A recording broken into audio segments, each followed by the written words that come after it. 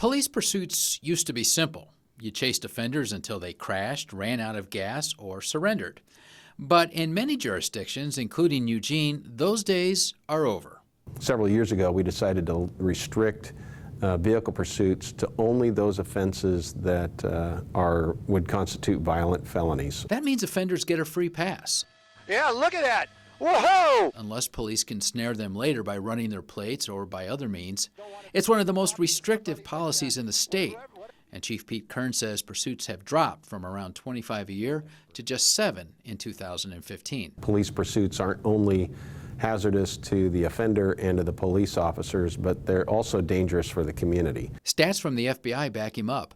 Over 40% of the people killed in vehicle pursuits are innocent bystanders in the wrong place at the wrong time. You, along with the support of the police auditor, have done a real service to the community in reducing danger. Eugene Councilor Claire Surratt praised Kern's policies at a recent City Council work session.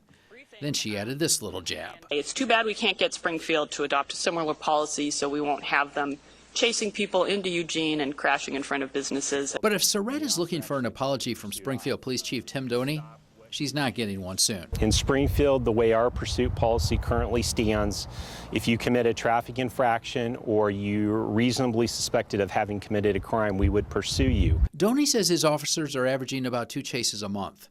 According to department stats, 8 Springfield car chases ended in crashes last year. In February of 2015, one of SPD's chases ended right here at the corner of Broadway and Hilliard.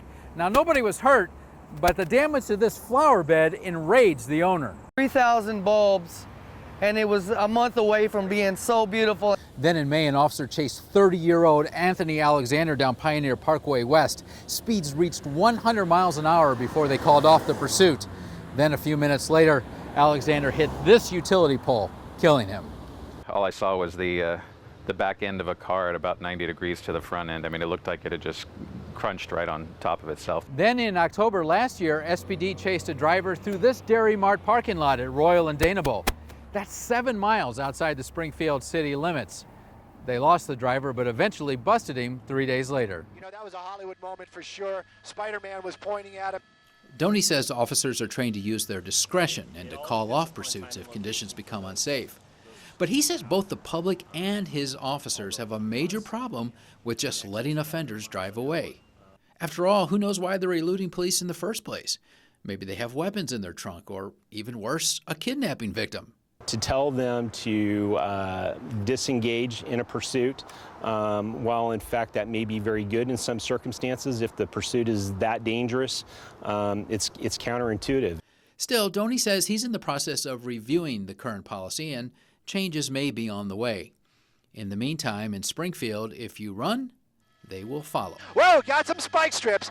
Got some spike strips. In Eugene, Bob Schaper, KEZI 9 News.